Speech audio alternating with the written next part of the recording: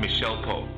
Good morning, good afternoon, or good evening, wherever you are in the virtual neighborhood of Life is a Sacred Journey. My name is Micheal Pope, and I am your weekly host here every Friday at 8 a.m.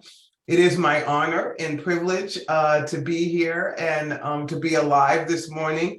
I have eye drops that I have to put in my eyes and they make my eyes sticky. But I'm getting the surgery soon. I having my pre-op and all that, so with cataracts. So I will have 20/20 vision. I'll be the bionic woman after.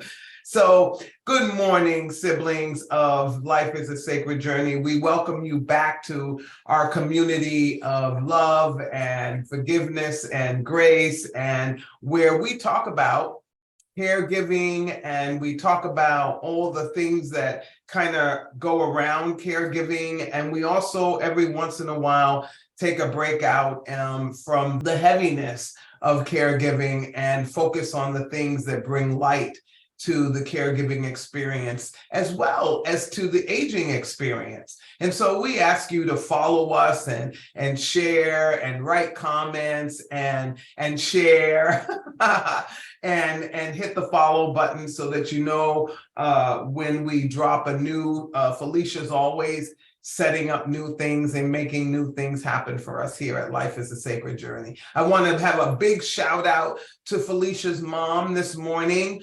I had a revelation yesterday that dear woman and myself became grandmothers in the same year. And I thought that was fascinating. So a big shout out. Oh, I did lose an earring. I'm like, why do I look lopsided? Because there's an earring missing. So we'll leave it. It's around here somewhere when I took my jacket off. But I want to say to her, it's a wonderful thing to become a grandmother. And I'm just so happy for her and for all the grandmothers out there. Life is a Sacred Journey, again, is a platform that, we have done so many things and had so many guests that have brought us such great information and have really wrapped their arms around the Life is a Sacred Journey family. And so if you're looking for a topic that is about caregiving or self-help or self-care, go to Micheal Pope Productions and go into our archives, or go to Facebook and go look up Life is a Sacred Journey and find a topic that might be of interest to you. And then you can still write comments and hit the share button when you do. So thank you so much for your support and for coming back every Friday morning. So it's good to see you all. Let me see who's joined us if I can. I don't see anything yet, but say good morning if you're there and welcome, welcome, welcome. All right, so I was at a wonderful function last Thursday or Friday, and there was a group of professionals that work with individuals that are living and thriving and getting recovering from cancer. But it brought a group of people who are in the service industry, in the nonprofit world together. And we began to have a whole bunch of great conversations. The food was delicious, and delicious wine and water and all of those things. And there was a woman there that I engaged in a wonderful conversation. And I wrote it down because it was a question that I didn't want to forget, even though I'm asked this same question a million trillion times. And the question is, why doesn't my mom want to do anything? Why does she get so angry, but yet she doesn't try to do something? And her mom has dementia. It's unspecified, so they don't know if it's Alzheimer's or, but it is unspecified. But she's experiencing memory loss and all of the things that come with that diagnosis. And so I began to go into a conversation with her daughter about the brain. And one of the things that I think we don't always talk about is where stuff happens in the brain. I'm just going to go front and back instead of going frontal lobe and all of this kind of thing. And I'll move my hand along where the brain is so that you know. And I wrote it down so I wouldn't forget. So from time to time. So from this area here, the frontal lobe, the front of the brain, This is the area where our judgment, paying attention, cognition, and our personality lives. So if it is impaired in any way, think about that: judgment, attention, cognition, and personality. So that's all happening right here in the frontal lobe, in the front of the brain. And if it's impaired, if it is attacked by the plaques and the neurotransmitters are not working, then what will happen is the person may have some form of dementia, or that part of the brain has injury to it, because head injury, people who have motorcycle accidents and things of that nature, head trauma can create that. Then if you move a little further back, right in this area here, we're talking about organization and skilled movements. Okay, organization. So if I could turn my computer around, I could show you on the wall right now are two dry erase sort of, one's a calendar, the other is a blank form where I write to do things, and it's right there where I can see it because I'm a visual person. Some people are not. And so whatever the way is that you remain organized, if you are experiencing dementia or forms of, or Alzheimer's or other forms of cognition decline, you don't know how to use those systems anymore. You don't know how to gather the data and keep it together and make it happen, translate it into something when you need it later on. You just don't have the ability. So just think about, I'm going to go back and read and add what I just said. So we are talking about judgment. So what does that have to do with anything? Well, judgment means, when do I lock my door? When do I shut it? When do I turn on the lights? When do I eat? All of those are judgment things that we make, decisions that we make that are for our well-being. So think about that. Judgment, how to move. This morning, one of the tunnels had an accident in it, and I took an alternate route, a route that I don't normally take because my car is a little old and she's needing a little, I think something's going on with the CV axle or something. And so I didn't want to go up around Tilden and down into Berkeley, but I did because the traffic was so backed up, I wouldn't have made it here on time. So that's a judgment. That's a decision. Soon as you see the sign, what am I going to do? Do I hang in here? Oh, no, I'm not going to have enough time. I need to find an alternate route. Somebody who's living with dementia and cognition decline doesn't have the ability to do that as quickly as the decision needs to be made, particularly in the early stages or undiagnosed time of their life journey with the disease. Then we're talking about attention, paying attention to different things. They may not have even seen the sign that said that the bore was, that one bore in the tunnel was closed off. Cognition, again, everything we use to pull the pieces of the puzzle together so that we can analyze it, assess it, discern and move to another place where, we're making decisions for ourselves and living in a life that we can enjoy. And then personality. So a person's personality changes sometimes dramatically. A person who was very kind and loving may end up not being as they live through their dementia, or they may not change at all. They may stay that way, but the personality is impacted in many folks living with dementia. And then we add organization to that, organization of skilled movements. Then what happens? You put all those together, things get a little wonky for that individual, and therefore for the caregiver that is caring for them, it changes the trajectory of the relationship, and they have to take on more and more and more over time. So now we're going to go here to the back area right here, in that wonderful place where your colic is the sensory perception. It's where, your sensory perception around cold, hot, day, night, all those kinds of things, the things that you take in through your senses, why there is a thing called sundowning, where very shortly now, I meant to look it up. I don't know when we're changing the season, the clocks, and I thought we voted not to do that. So I'm wondering why we still are. But anyway, because I thought it passed. So I don't know. Somebody look that up for me, because I thought in the state of California, I know I voted for it, and I thought I heard it pass, and it was delayed because of COVID. But we still have COVID, and can we not? I don't know. I'll have to pay better attention this year to the impact of what that really means when we do it. I'm sorry for adjusting my clothing in front of you, but it was getting on my nerves.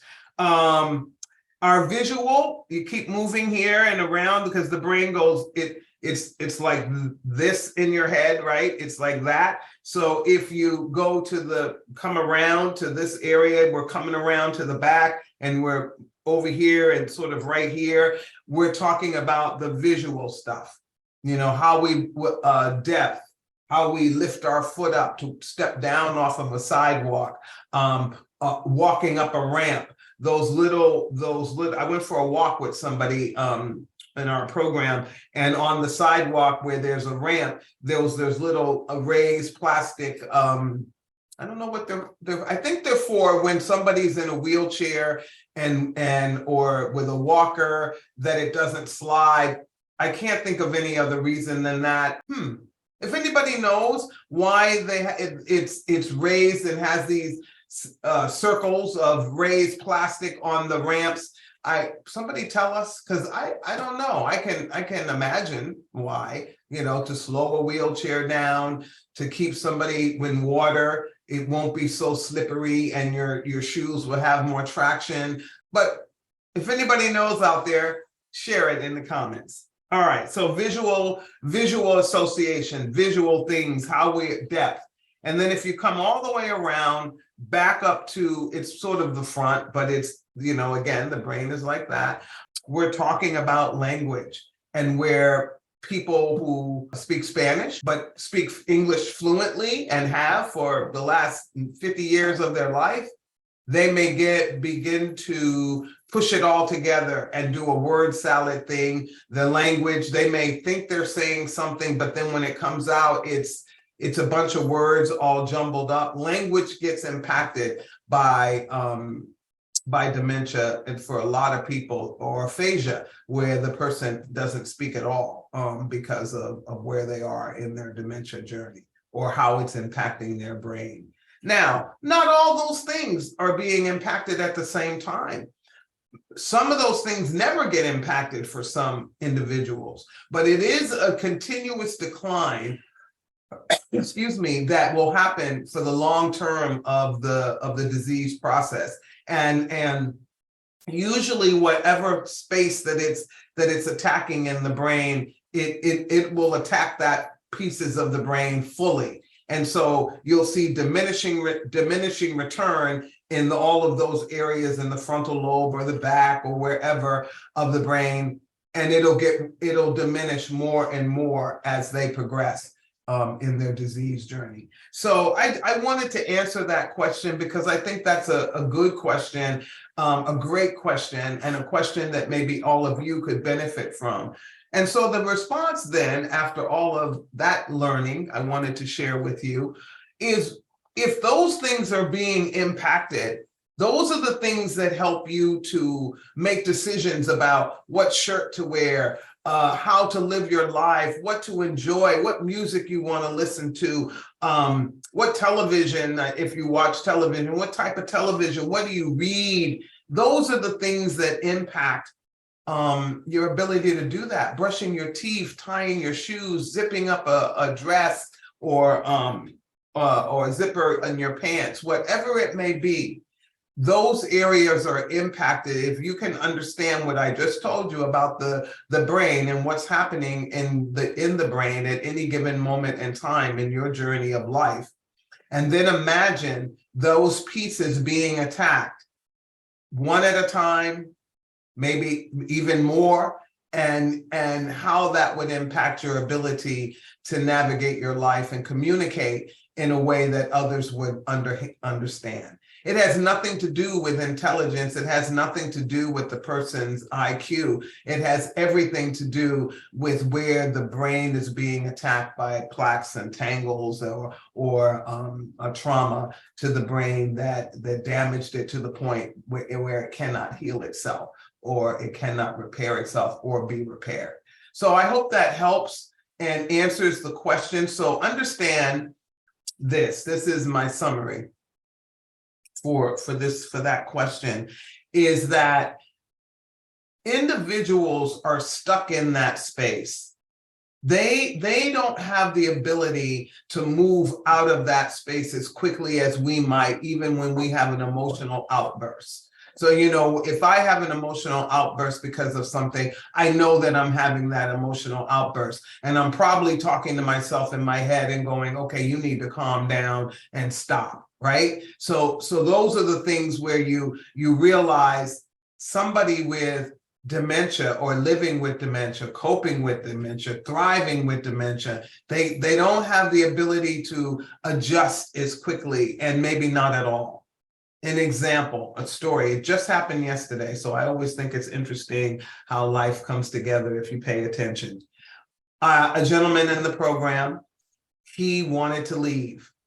He wanted to leave because he had a watch on, and he had a job where he had to be at work at a certain time, and that time was quickly approaching, and he did not understand that was a long time ago and that he didn't need to get anywhere.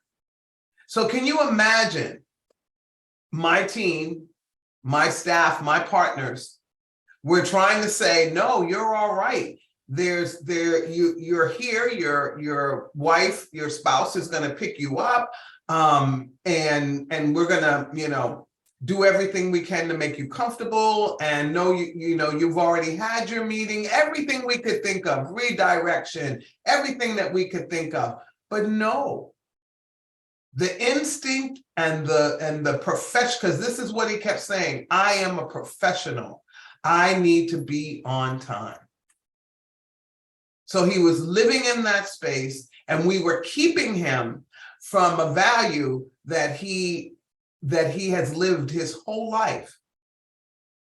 And there was no consoling him until somebody had a wonderful idea, and he's a sports person, and we thought of the team member thought of the sport that he likes, and we found a game on YouTube, a good game on YouTube, a long game on YouTube, and put it on. But again, it's adapting to, as a caregiver, adapting to the fact that this watch that he is wearing is creating more conflict for him than his style, or because he always wore a watch, or whatever the reason is. Things are changing, and the watch is no longer an asset or a tool that can be used in a way that is rewarding to him or adds to his life. So that's one. Cell phones, we have this issue too coming up. A lot of our folks have cell phones, and we have asked the families to either put them on mute or not give the folks the ability to call out or use the cell phone for time. Again, it's all about time. And a person living with dementia is living in a time warp, and they're constantly trying to regain footage in that time. And so we need to realize that they're going through that, and not give them tools that are only going to cause more confusion and mismanagement of their time, because they're going to be in anxiety mode. And sometimes it creates behaviors. With this person, it created a behavior, not violent, but he was mad. And I felt bad that he was mad. So do you see what I'm saying? So I hope that answers that question, and I hope that was helpful to those of you out there that have that same question, because if one person has a question about something, it's definitely more than one. And the other thing I want to ponder with you is the document called The 5 Wishes. Again, at this event, somebody said this to me and they provide a training. And I thought, I was trained to train the 5 wishes, and I need to do a whole podcast on the 5 wishes to get it out there to people, because it is an incredible tool and it's a long-term care tool, and it's called the 5 wishes, and the 5 parameters that the 5 wishes are: the person I want to make decisions for me when I can't. So there's a section there for you to say who that person is and then talk to that person, answer some questions for that individual, and get yourself prepared for them to be prepared to care and make decisions for you. The other is the kind of medical treatment I want or don't want. So that's the other, there's 5 wishes. So this is the other, the document, here you go. The document is broken down in these 5 areas. So the kind of medical treatment I want or don't want, that's really important, because sometimes we don't talk about those things, because those are things that create a lot of feelings in us. But at the end of the day, I think it's important that we tell people what we want and don't want. Okay. Do we want heroic measures? Do we want to be, which is life support? Do we want that? Do we want to be in a boarding care, assisted living, nursing home? I mean, there's so many different levels of care, and they all depend on your ability to pay. Okay, they really do. And some of them are dementia specific, but again, that depends on your ability to pay. So you want to talk about what you want as medical treatment and the systems that you want people to use that will benefit you, or in your mind not benefit you, and say, don't do it. Okay. How comfortable you want to be. How comfortable do you want to be? And this may mean medications, or it may mean something very different. A friend of mine, it meant she wanted a whole bunch of pillows around her when she was dying, and she wanted silk pillows, the Indian beautiful silk pillows. And so and listening to Bob Marley music. And so we made that happen as a group of friends for her. And so it may be that, but it may be something else. How comfortable? Do you want oxygen? Do you want to live with oxygen if you have COPD, into the end of life phases? All that stuff. How I want people to treat me. I think that is really important. How do you want your family to treat you? How do you want others to treat you? How do you want them to engage in conversation with you? All of those things. And it gets you thinking about who you are, looking in the mirror and understanding who you are, what barriers you have put up to communication. It gives you time to work on them so that people can treat you the way you want to be treated at the end of life. And what I want my loved ones to know. I think this is an important section, and I think it's an important section because not only does it talk about the relationship, but it also gets you thinking about things like, I wish to have my family and friends know that I love them. I wish to be forgiven for the times I have hurt my family and friends and others.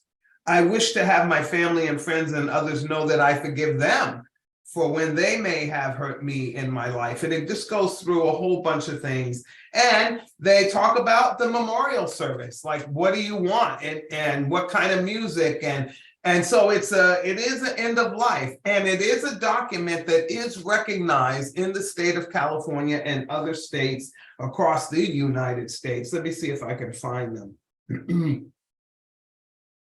Okay, so it says here, residents in California, Connecticut, Delaware, Nevada, New York, South Carolina, Vermont must follow special witnessing rules. So that means somebody has to witness it. Somebody has to sign it, and it has to be, it looks like it has to be notarized. The other is residents in Michigan. You have to have a complete acceptance by health agent, meaning a patient advocate form attached to it. And then the last is Wisconsin, you have to also attach the Wisconsin notice statement to it. So, but it gives you all the directions. It gives you all the directions on how to fill it out. So I wanted to share that with you, and I will do a podcast that we will air, and we won't be able to do it on Friday morning because of our the time, and it'll take me a minute to go through it. I think it'll be about an hour, but it's called The 5 Wishes, and I think it's a great document. I did one a long time ago. I think I need to pull it out and take a good look at it and see if I still feel the same way. And it says, just so that you know what it is, because some people say, what is it? What is it? And it's 5 Wishes is the first living will, also called an advance directive, that talks about your personal, emotional, and spiritual needs, as well as your medical wishes. So it takes the medical, and it's important, but it puts the other stuff first, right? Because it's important. Those things make up and are the building blocks to how you make decisions about your medical health. And so it says it lets you choose the person you want to make the health decisions. And it also helps you to get thinking about your long-term situation and what are the things that you need to get through that time in your life. And so the 5 Wishes is something that I love and I'm promoting. So there you go. The other thing that I am excited about is this partnership that ASAP is having now with Elder Art, or Arts and Elder, something like that. You can Elder Art, that's what it's called. And they are an incredible group of artists that come to different organizations and help seniors to be engaged in art. And they do art theory and help them produce art. And then there will be a show in the spring where some of those pieces are displayed and so forth. So I think that is so wonderful. And I want to thank our donors and people who have helped us, because that is added benefit. It's not free. We do pay for it for them to come in. And it is because of the donations of donors that are out there that make it possible, because we don't earn enough to put some of those bells and whistles on, but we are blessed to have people that care about our programming and are excited, just as we are, when we vision to do something new. And so thank you so much. So before we close, we also have been getting a lot of calls, or not calls, but write-ups, texts or messages about this book, If, Questions for the Game of Life, by Evelyn, McFarlane, and James Saywell. I hope I'm saying it right. It's called If. Okay, now I know why people put their hand in the back, okay? If. And we've been doing little spots from it, and they're questions. And so I picked out a couple for this morning because of your request. And thank you so much for letting us know what you like and don't like. And if you're telling us what you don't like, be kind, be kind, be kind, be kind. We don't need to hear negativity. Before I go into the if, I know, because of what has happened here at ASAP in my 26 years, that when you have a belief that something good can happen, that you believe that bad things can be turned into glorious, magnificent things, then they happen.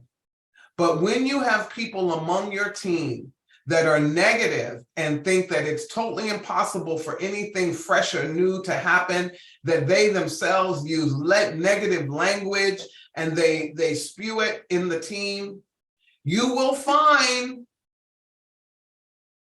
a lack of success in that team. And that comes from that spewing of negative vibration. It is a low vibration, and it brings the whole team down. And we soon begin to believe that negative naysayer and language. So if you're a part of any team, be the one that says, you know what, let's turn this around. Be the one that says, I think that we can do this a different way, and it's going to be hard, but we're going to make it happen.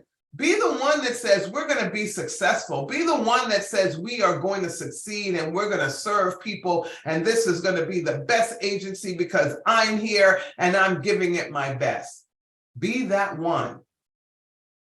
Don't be the one that always has something negative to say, something snarky to say, because you are bringing the team down.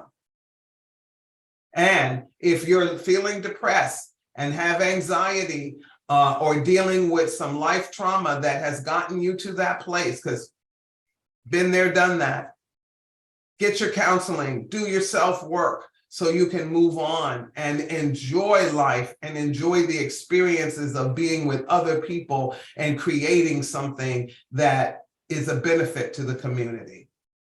So I wanted to just say that because I've been in a couple of meetings this week and I've been around a few people that every time somebody said something that was positive, they had something negative to say. And I just thought, okay, so like, why do we have to do this all the time? Can't we just grab the positive and run?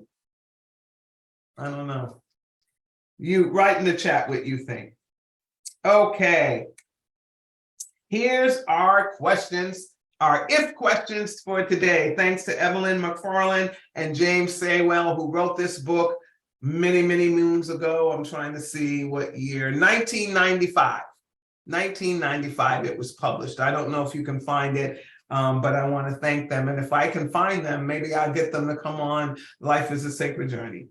If you could completely eliminate one of your pet peeves, what would you get rid of? Excuse me. I'll repeat it. If you could completely eliminate one of your pet peeves, what would you get rid of? Pet peeve, get rid of it, what would it be? My pet peeve is snarky people. I don't like snarkiness. I don't like negativity. So if that's my pet peeve. So if I could get rid of all that, that would be cool, actually. So what is your pet peeve that if you could eliminate one of them, because I know I have more than one. Post-it notes are a pet peeve to me. I don't mind them if I use them in my space to keep myself organized, but I know that they fall off of stuff. And sometimes we depend upon them for data and we write it on the Post-it note and the Post-it note falls on the floor and then the cleaning person picks up the Post-it note, throws it in the trash because it's on the floor and then you can't remember what you put on the Post-it note. So that's enough, but I don't want to eliminate them because I do use them for other things. So my friends, if you could completely eliminate one of your pet peeves, what would you get rid of? And for me, it's snarkiness. That's my pet. One of my pet peeves is snarkiness. Okay, next one. If you could win any competition in the world, what would it be for? If you could win any competition in the world, what would it be for? At this stage in my life, competition, what would it be for? I don't know. That's interesting. That's a good question. I don't know the answer to it. If you could win any competition in the world, what would it be for? I don't know, maybe swimming the English Channel or something. Don't they still do that? Whatever, physical, sporty kind of thing, that competition that I could get in and win. Maybe that's it. That would be it for me. But I really don't know the answer. I'm kind of drawing at straws with that one. Okay. All right. Here we go. Last two. All right. If you had to pick a difficult question, the most difficult question, and somebody asked it of you, what would it be? So let me read it the way it's written. If you had to pick the most difficult question you could be asked, what would it be? Again, if you had to pick the most difficult question you could be asked, what would it be?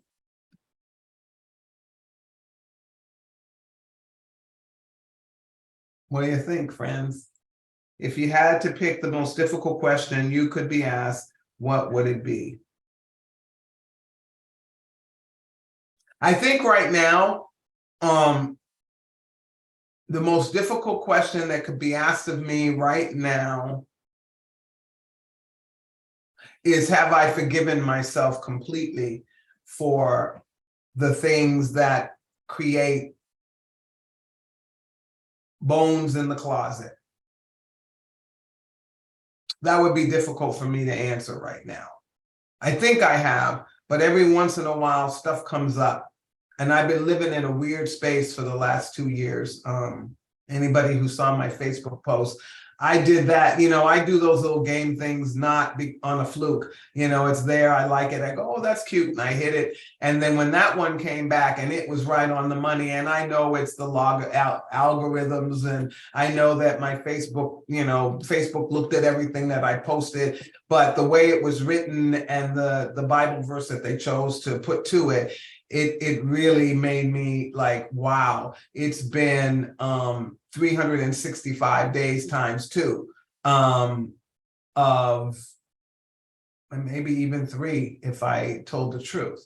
So if we're dealing with stuff that we haven't forgiven ourselves for, that have created traumas for us in our lifetime, all the way from the time that we were little people, we have an obligation to our own selves and to our own spirit to go back and get counseling and heal wherever we can.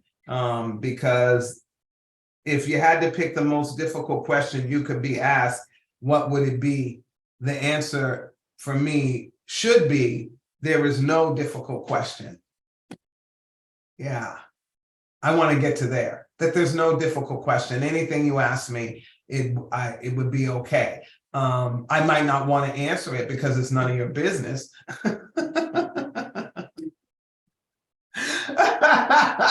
But at the end of the day, there should be, for me, and again, this is for me, there should be no difficult question that I cannot answer if I choose to. How's that? That's even better. All right, my friends. Last one. If you could change one thing to make life easier for your children or the children of the planet, what would you do? All right. If you could change one thing to make life easier for your children or the children of the planet, what would you do? And that's an easy response for me. I would create a safe place where little children don't have to go to school and learn about armed shooter drills, having armed shooter drills, because somebody who is hurting and living in trauma, with trauma, decides to go into their school and shoot the school up and kill possibly them and the children around them. So that's my response. The violence in our streets and our schools that make our children feel unsafe is what? Poof, gone. And we can do that ourselves, but that's a whole nother podcast. So it's time to go, and it's time for you to start your weekend and for me to start my day here at ASAP. We have a lot of people on vacation, so I need to go and help them out. So, as you know, over the last a month ago now, it seems like it was just yesterday, somebody very close to me decided that life was not sacred and life wasn't worth living because of bullying and being ostracized and just it was cruel. And so I'm asking you as adults out there, because adults, you bully too. We need to maybe have some bully legislation And we need to start calling our congresspersons and our senators and our folks all over the planet who make laws. And we need to say, no bullying. We need bullying laws, because those bullying laws lead to, would stop suicide possibly, or at least diminish it. And when people are bullied, it affects them in a way that is so life-changing. I don't understand bullying. And I don't get it, because it's a chicken thing to do when you're not even in the person's face and you bully them and you get other people to get on your bandwagon to bully. So bullying leads to suicide. Bullying leads to self-harm. Bullying leads to people's self-worth being diminished. And so if you're a bullier out there, if you're a person that likes to bully other people, shame on you. But I understand. I know your pain. I feel your pain. Get help. Get help, because that really, you're hurting, because you wouldn't want to hurt other people if you understood the impact of your bullying on the person that you're bullying at this moment. You can stop it. You can be better than you think you are. And you can live a life that's joyful and that draws nothing but calm, peace, and lightness to you. But you got to fix yourself. So get help. And for those of you that are out there that are feeling the impact of bullying and you think that suicide is the only option, pick up the phone, grab a phone, do whatever you need to do. And 988, you can text that number, you can call that number, and there is a counselor, a person that on the other end of that line that will help you through this moment. And realize that a bullier is somebody who is hurting dramatically themselves. And only people who hurt other people. And I know that sounds cliche. And in this moment where you're thinking that your life doesn't matter, it probably doesn't mean very much. But I hope it does, because your life does matter. It is a precious gift given to you, and you can't allow anybody to rob you of it. So go out there in the world, friends. Hug a cat, pet a cat, hug a dog, pet a dog, and hug a tree. Hug a tree. I hugged a tree this morning before I left the house. But have the best day that you can have, and be the best you that you can be, and then share it.